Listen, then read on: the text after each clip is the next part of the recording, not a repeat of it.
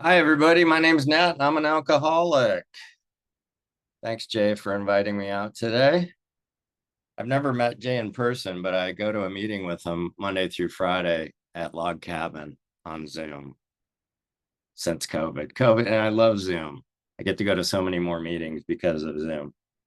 I'm going to read some, and I love that, we read the 12 steps, and it's like, it amazes me that I never heard those 12 steps in all the times that I was coming into AA before I got sober. My first meeting was in 1989 and I got sober in 2014. And I never read the steps. I never heard the steps. And I just needed to go out and do some more research. So I love the steps and I love how it works. We read how it works a lot at our meetings in LA. I'm going to read this part from the doctor's opinion. Men and women drink essentially because they like the effect produced by alcohol. The sensation is so elusive that while they admit it is injurious, they cannot, after a time, differentiate the true from the false. To them, their alcoholic life seems the only normal one. They are restless, irritable, and discontented, unless they can again experience the sense of ease and comfort which comes at once by taking a few drinks which they see others taking with impunity.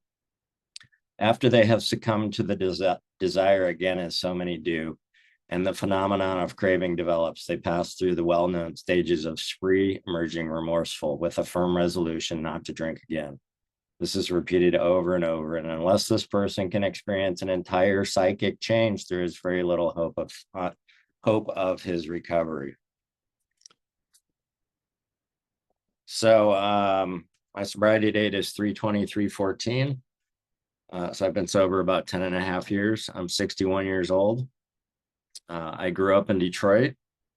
My parents were both, my dad was a teacher for 42 years. My mom was director of nursing at a hospital. I just instantly got a little anxious. I don't know why. Um, and my parents had these expectations for me as a kid, like both my parents had, master's degrees, and I had this life detailed out in front of me, what they wanted, and it was get good grades, go to a college, and whatever else after that. In third grade, I knew what my career was going to be. I was going to be a veterinarian in third grade. We were already shopping colleges and going to open houses for veterinarian schools at Michigan State University. And the expectation that I was going to be a good student and good at sports was very heavy, and I was a really good student, and I was a pretty good athlete. I was when I graduated high school, I was an all-county swimmer and I was a scratch golfer, and I'd played basketball and baseball and all that stuff. But you know, I grew up in my background is English, so there wasn't really a lot of discussion about feelings. We were told, I'll give you something to cry about, or, just, I don't ever remember having my parents tell me that I love you. It just, we didn't know what my dad was going to bring home at the end of the day. We didn't know what kind of dad we were going to get. I didn't know if he was going to be angry. I didn't know if he was going to be in a good mood. Both my parents, they didn't drink. Um, what I found out after I got sober is that there's alcoholism that runs through my family. My great grandfather had died at 39 from alcoholism. I have an uncle that died from alcoholism, and I have a couple of cousins that are sober. And my dad's side of the family, I don't know, because it wasn't discussed. This is my mom's side of the family. And so, there was never a discussion about alcoholism, even when I started to drink. I started to drink, and I grew up around alcohol because my grandparents would have a cocktail at dinner, and my brother and I would want to try the cocktail. And so I started sipping cocktails very early on as a child, just gradually tasting whatever my grandparents were tasting. And I never never knew there might be a problem with alcohol. And, when I started drinking at 15, just experimenting, and it was pretty quick that I blacked out. Like I blacked out every time I drank. Early in my senior year of high school, a friend of mine, we had gone to this party after a football game and we drank a fifth of peppermint schnapps and I think started to drink some beer, but I don't know because I woke up the next morning on my front lawn. It was 5 o'clock in the morning in Michigan in October. I was covered in throw up, and I had to be at my job at McDonald's at 6 a.m. So I had about 45 minutes to get to my job, and that was one of the worst hangovers I ever had. But that did not stop me from wanting to drink.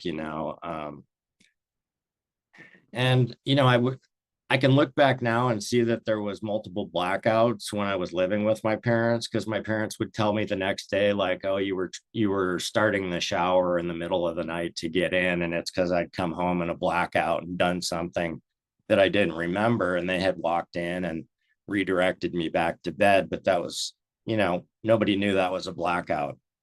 And so you know my dad was very strict. And when I discovered drugs and alcohol at 15, I didn't care anymore. I started to talk back. I'd already started to lie about grades, because I was in so much fear around grades. I couldn't get an A-. If I got an A-, why didn't you get an A? And so I was changing grades and lying about grades. And so I was lying early on, because I just wasn't comfortable talking to my parents, or of failure. And so I ended up going to Michigan State.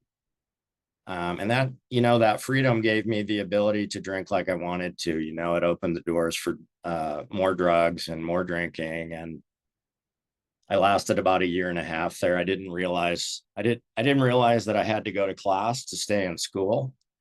And so I lasted at Michigan State about a year and a half.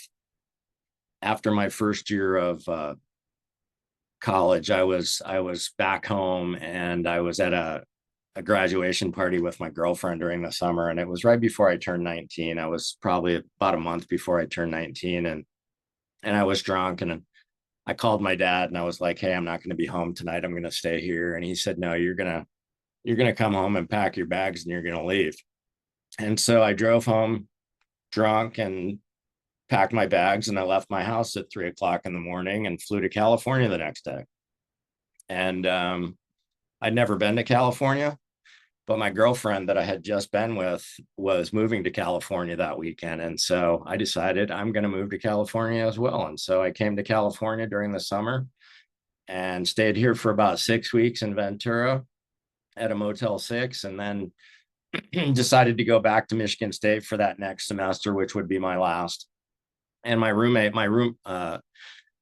I rented a room at a frat house at Michigan State, because the frat houses would empty out during the summer and you'd have the whole house to yourself.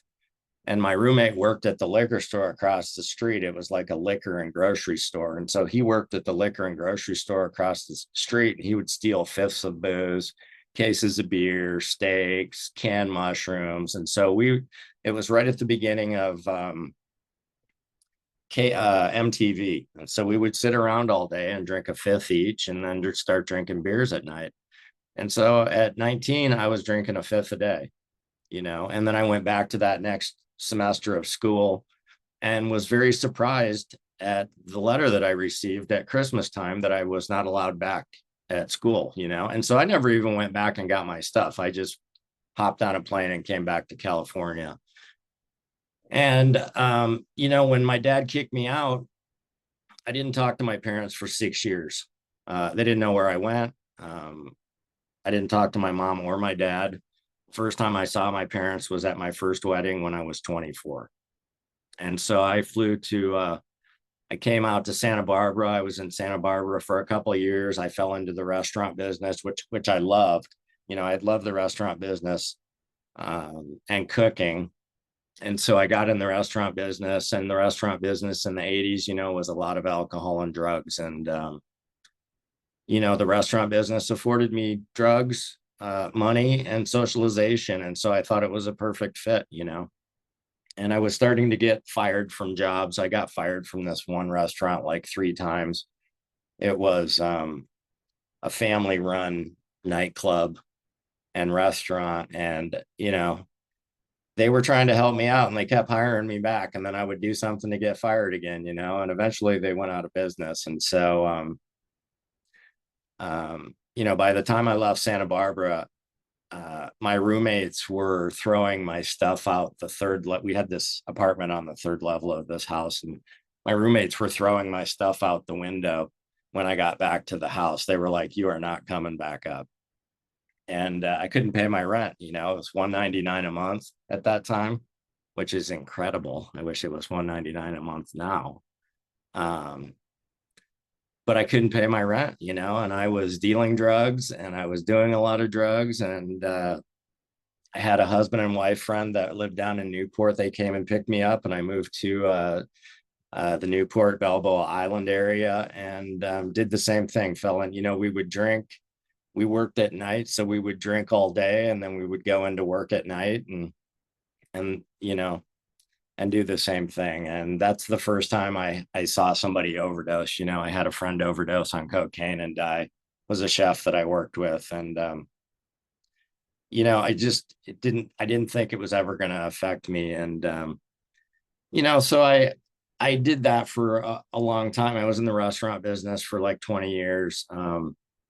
Like I said, I got married when I was 24. I met my wife on a Thursday night at a bar.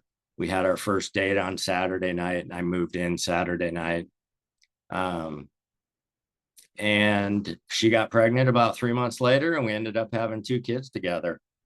We got married about 6 months after I moved in, and we had this great little family. She was from Dana Point, and she was great. She was my best friend. She was also my drinking buddy, and she was a great mother.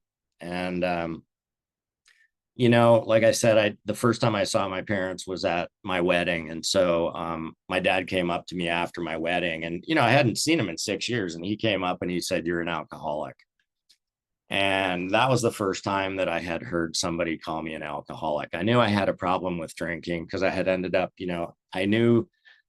I didn't know what the problem was. I knew I couldn't stop. And I ended up in many, many situations that were, fights, arrested, just a lot of bad situations every day. Basically I ended up giving up drinking because I just couldn't wake up with any more hangovers. And so my wife and my parents had relocated to Corpus Christi, Texas. My wife and my wife was the one that introduced me to Alcoholics Anonymous, after a couple of years of marriage. Both her parents had 27 years of sobriety. And she was the one that introduced me to AA. And like I said, 1989 was the first time that I went to an AA meeting. And I went to Pacific Group here in LA. And I love the meetings, I love the camaraderie in the meetings. But like I said, I never read the steps. I got a sponsor, but I didn't know why this guy wanted to hang out with me. It was kind of weird. I didn't know him. Why are we having dinner? And, we didn't have cell phones back then. So it was kind of inconvenient to call him. And I didn't want to give up the rest of the drugs. And so, I did not get sober. And so my wife and I, we decided that we would move to Corpus Christi, Texas, and get reacquainted with my parents and raise the kids in an environment, on the Gulf of Mexico, the beaches, there's fishing, it's a small town. And by this time I had stopped drinking. There's long periods of time where I stop drinking, but I don't give up the rest of the drugs. And so I had stopped drinking for about 2 years while we were, before we moved to Texas and while we were in Texas. And, I have trouble with relationships, which it mentions in the big book. And my wife and I separated, and I ended up coming back to Los Angeles. And on April 8th of 1993, I called my wife, and I called her workplace, and they didn't know where she was. And so I called my house, and this man answered the phone, and I said, what the hell are you doing at my house? Because it was a guy I didn't like. And he said, there's somebody here that needs to speak to you. And he put on a Corpus Christi police officer, and the Corpus Christi police officer said that my wife was dead. They didn't tell me the circumstances around it. I asked how the kids were, and he said the kids are fine. And I called my mom and I called her dad, because I was just in shock, when I had that phone call with that man and he told me that information. It just felt like my life drained out my feet, and this dark cloud came over my head, and my life changed that day. Everything I knew before 29 changed while I was 29 on that day. And so the policeman told me that they wanted to talk to me and that I needed to come to Texas. And so, not having any program and not having anybody to reach out to, I went right back to alcohol. And so I showed up in Corpus Christi the next morning at the police station in a blackout. And they told me that my wife had been murdered. And I was the first suspect. And so they needed to kind of retract like my time card from the night before, check all the airfares to make sure I couldn't have flown down and back, and didn't give me a lot of information. And so, I went back to my parents' house, and I walked into my parents' house, and they had the Corpus Christi Caller Times which is the newspaper, on my mom's dinner table, and it said most brutal murder in Corpus Christi history. She'd been stabbed 40 times and decapitated in my bed. And you know, uh, like I said, it changed my life. And I didn't know how to deal with pain, and I didn't know how to deal with a situation like that. And so I needed, like, what I do is bury feelings, and so I buried those feelings, and I'd been burying feelings. I'd learned that as a child, to bury feelings, and I buried feelings, and I had a couple friends come down, and I remember telling her brother, actually, her brother came down, and I remember telling her brother, like, I don't feel like I can fit in anywhere, and I can look back at that now and think that's alcoholism. Like, I couldn't fit in anywhere, and especially dancing, it always felt like there was plexiglass between me and the dance floor. That's kind of like alcoholism, it's like that plexiglass to life, I just can't get to life. Um, and so, so I became a single father, I became a widow, and I lost my best friend at 29 years old. And I raised those two kids as a single dad the best I could. I got in some bad relationships. There was a lot of police involvement.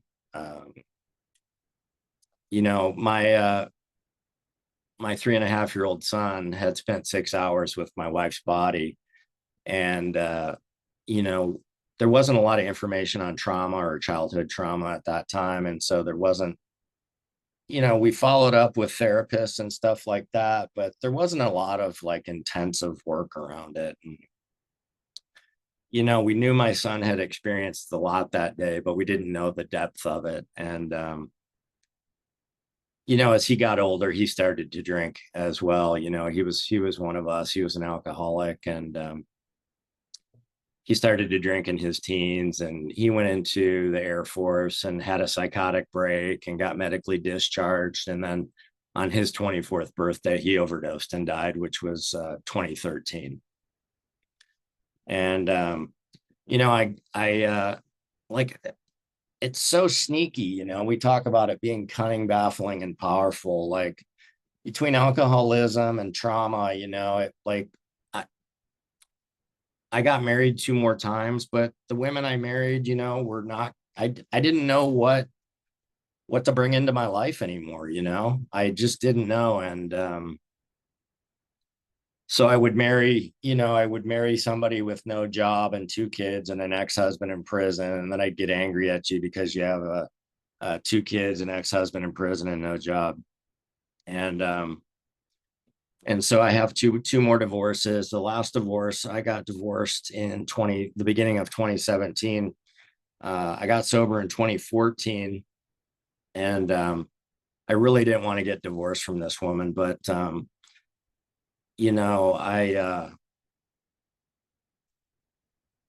was so just like it'd been 20 years since my wife's murder, and I'd just been burying that, you know. And I think when the kids finally left the house, that it kind of just freed me from holding that down. And then things really started to fall apart. Like I said, I hadn't like so I went to a detox program in 1995. They also introduced me to AA. I got a DUI after 3 years of not drinking.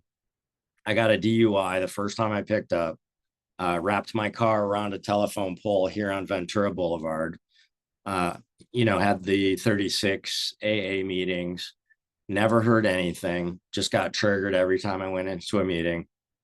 And, but I stopped drinking, but I also have a 35-year weed habit and a 20-year opiate addiction and every other pill that I can pop on top of it, and so on a normal day I was taking six different drugs, but I would tell you I was sober because I wasn't drinking, because I was just so numb. I just needed to numb myself. And so, things were really starting to fall apart after my son's death. My wife and I were having some trouble. I had a stepson in the house that was also using. And, I didn't know how to express myself. I don't know how to be vulnerable, or at least I didn't know how to be vulnerable. I didn't know how to be intimate, and I didn't know how to express my emotions. And so it's tough, and also the other thing with trauma, like what trauma did, physical things, I had OCD, I had rigidity of schedule, I had insomnia, dysregulation of emotions, disassociation. There was a lot of physical and mental health things that I had to go through. Still till this day, I deal with a lot. And but I do the work around it, and so rigidity of schedule and is great for raising kids because you keep the same schedule every day. But it's not good for wives, or OCD, because they don't know what time we're supposed to leave for something. You have this number in your head, but and they don't know where things are supposed to be placed. But so it doesn't work really well for relationships. And so my relationship was going to shit. I didn't want to get divorced from this woman, but early part of 2014, I came to her and I was like,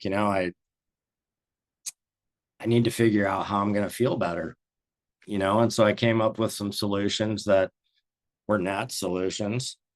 And it was like work from home, don't work as many hours, do this or do that. And so over the next 3 months, I can see where my higher power heard me, when I was kind of searching for help. And so over the next 3 months, I had a nervous breakdown, and put my house on the market, separated from my wife.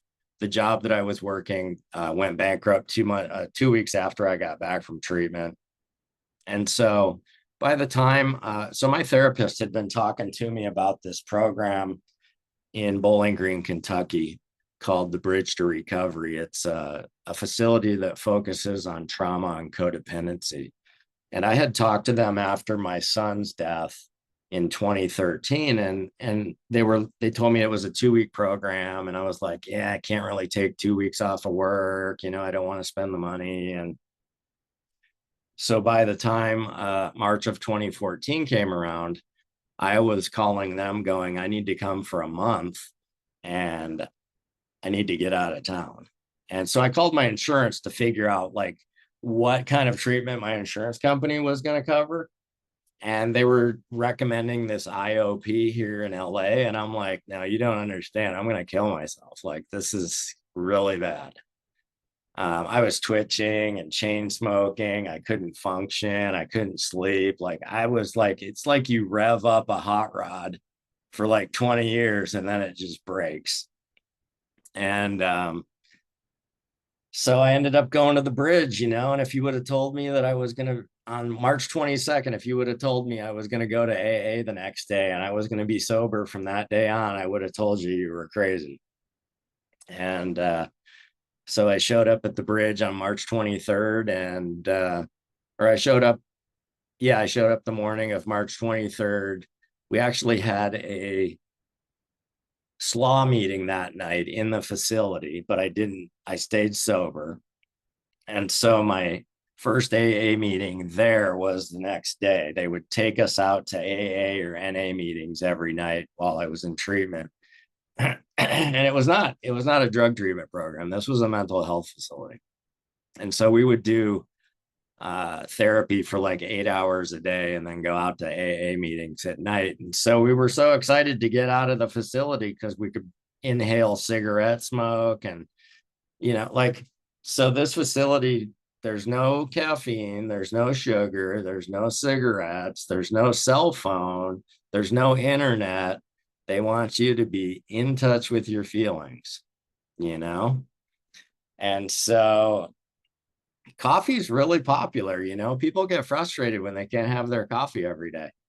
And so we would go out to AA meetings and I would get to inhale cigarette smoke and it would make my day. But so I got sober in Bowling Green, Kentucky. We have great AA here in LA, but for some reason it wasn't the right time, and I got sober in Bowling Green, Kentucky. By the time I left there, I was 42 days sober. This chip here is my 24-hour desire chip, which is the first chip I took on day 2 of sobriety. And this is one of my more important chips. And I think this is where God saw that I had the willingness to stay sober.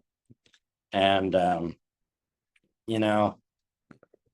fortunately, by the time I got into AA, I was pretty broken. I was desperate. And so I had nowhere to go. There was no more options.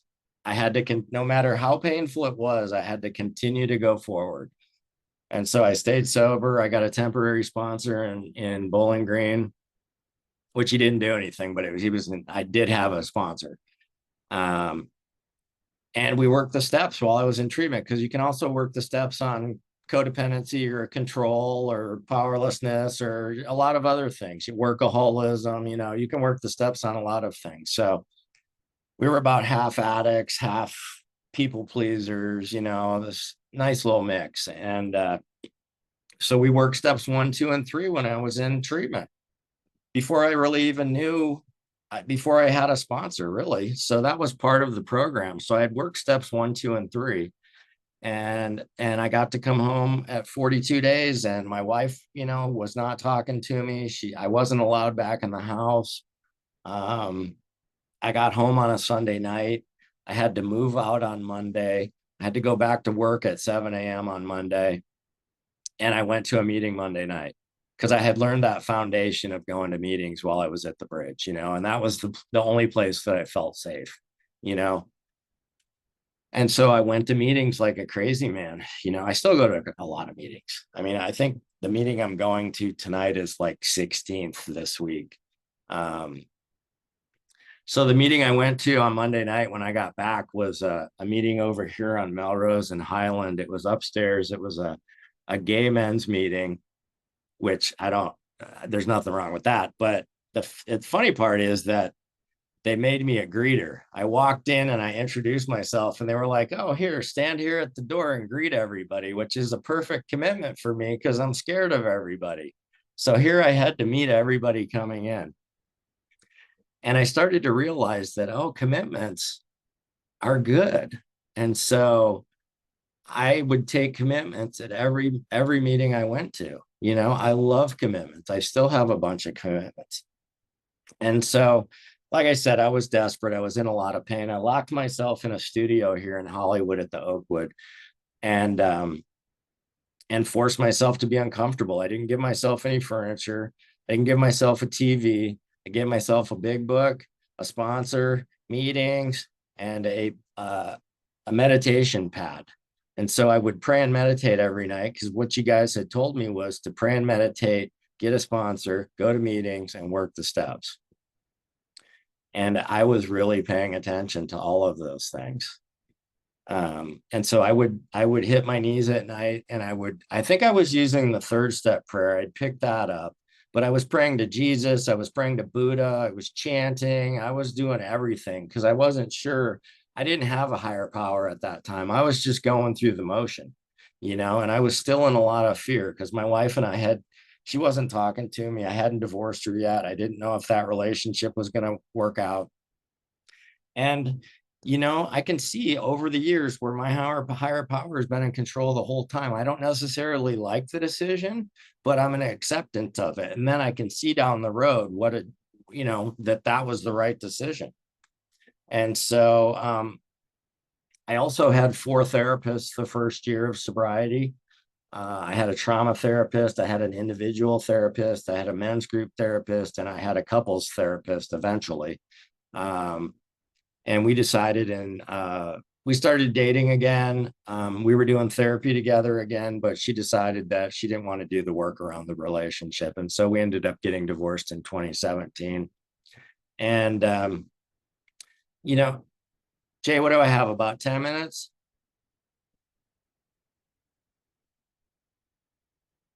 16. 16 minutes. Perfect. Thank you.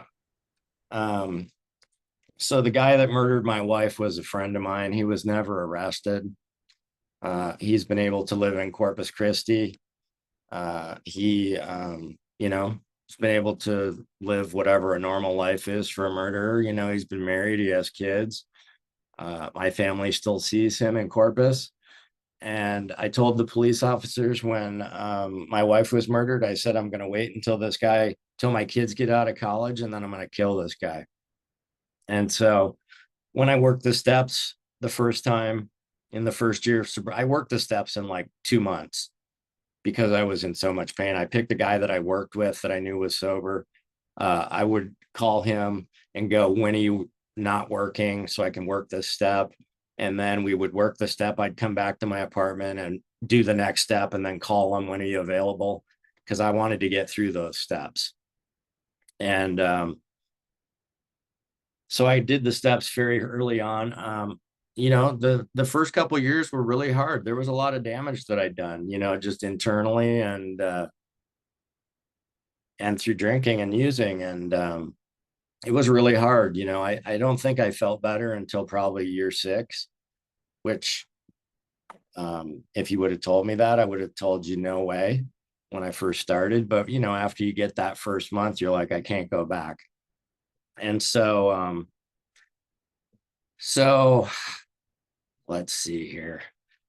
Right before COVID, at about 6 years of sobriety, I was getting kind of itchy.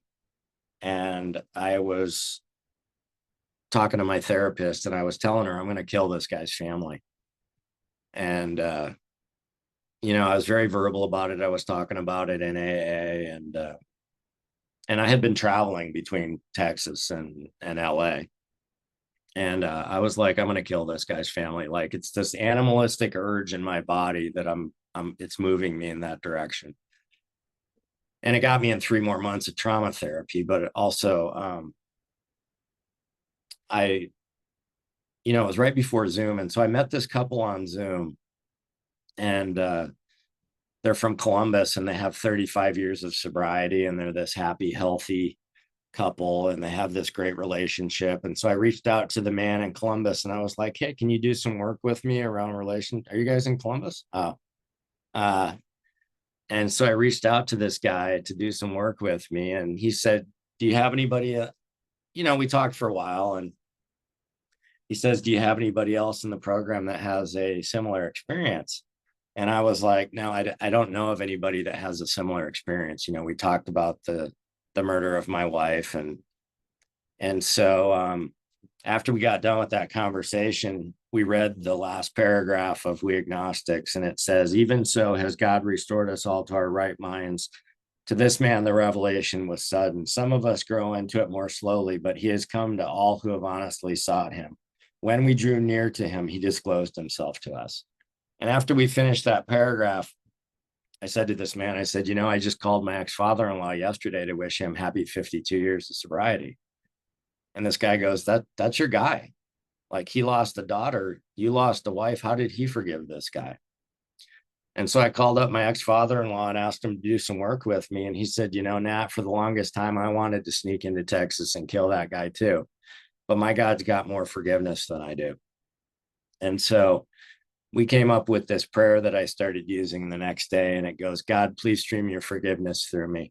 Remove my finite self and open up a channel for your infinite self and your forgiveness for Steve, ...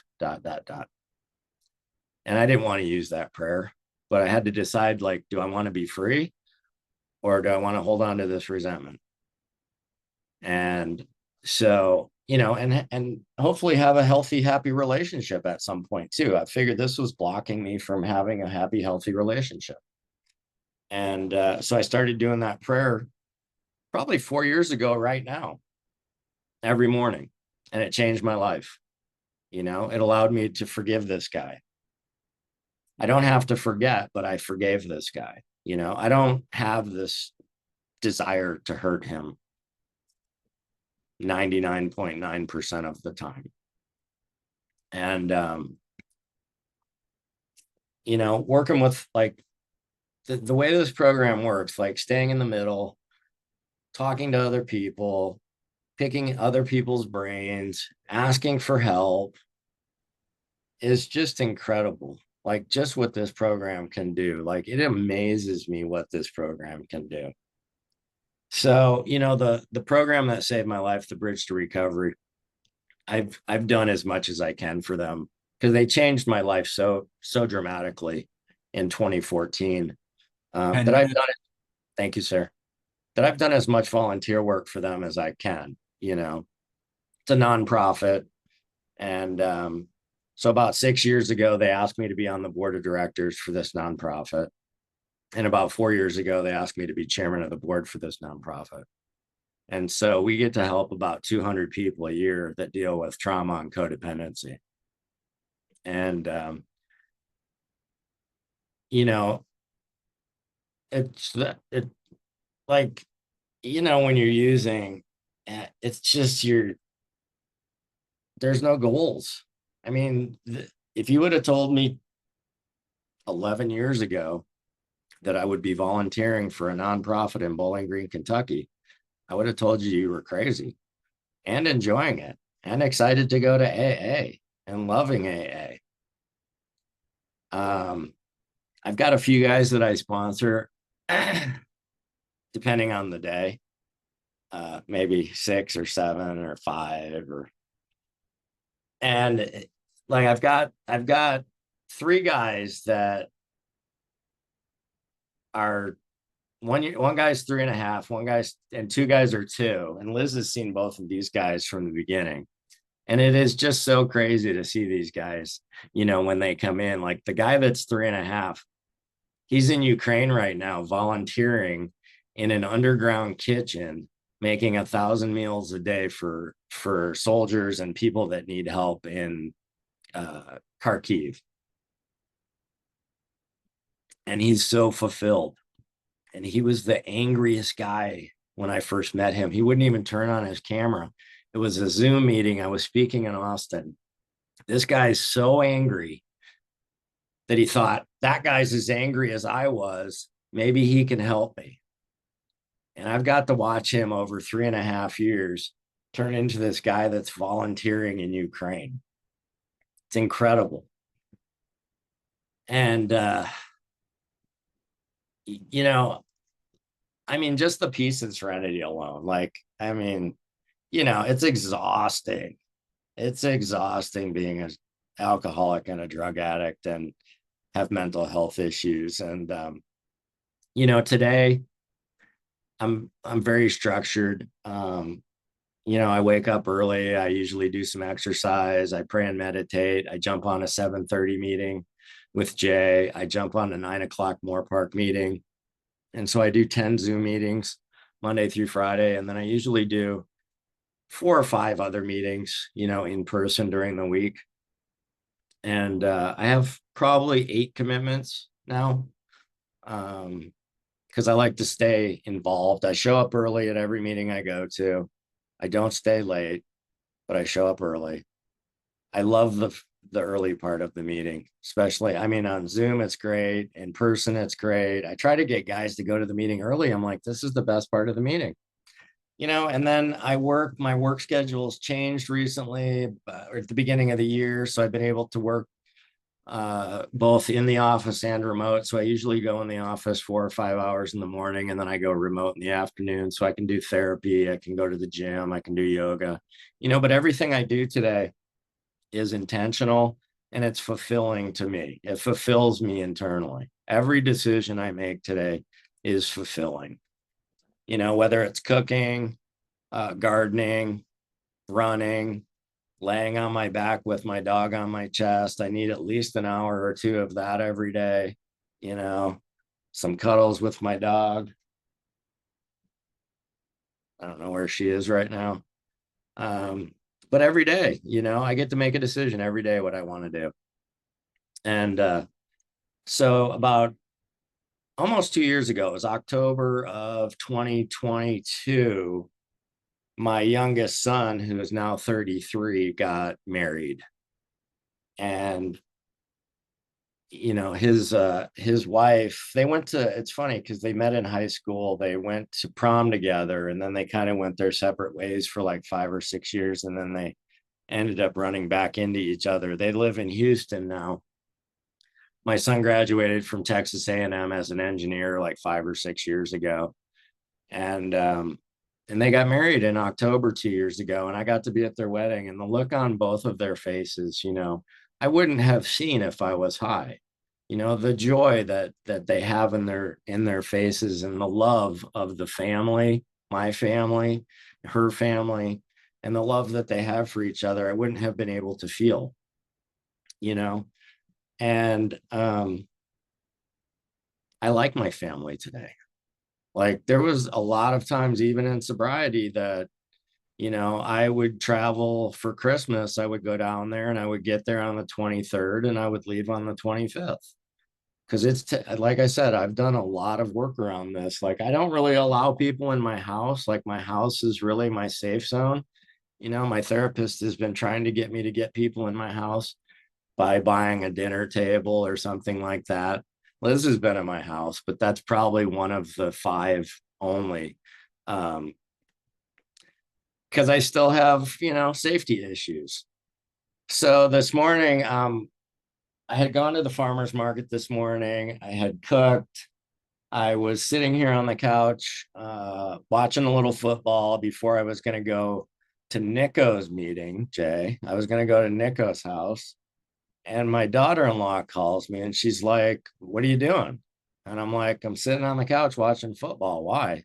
She's like, "Well, how long are you going to be there?" And I'm like, "Why? Are you coming by?" She's like, "Yeah, we're like down the street."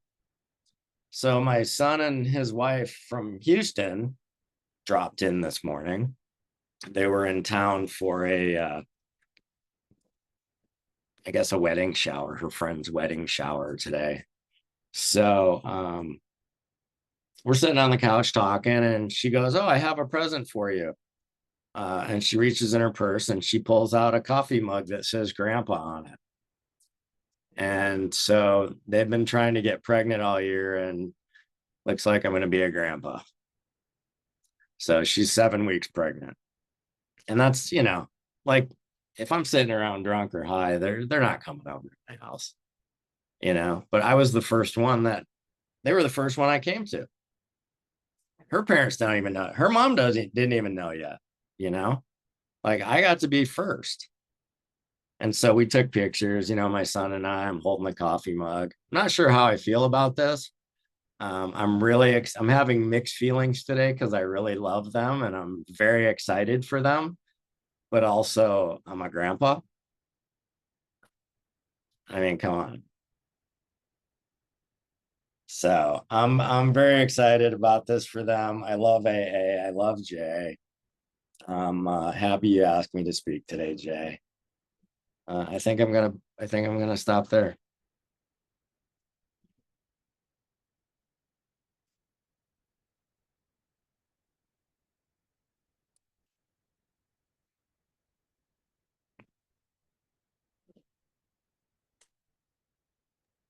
Yay. Thank you so much. Please join me, everybody, in thanking Nat.